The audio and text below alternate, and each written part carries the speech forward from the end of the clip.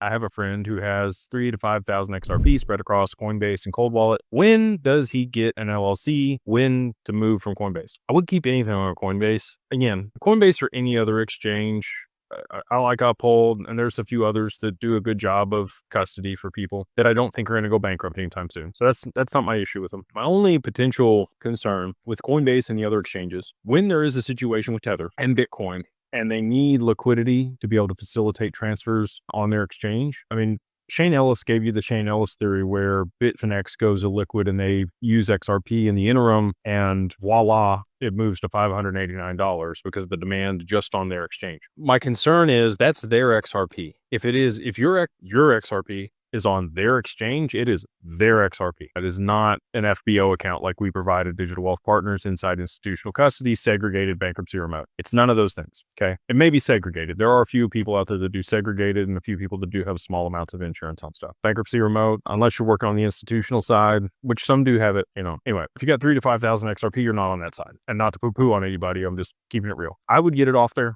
get it on your cold wallet, just so that you don't have any counterparty risk.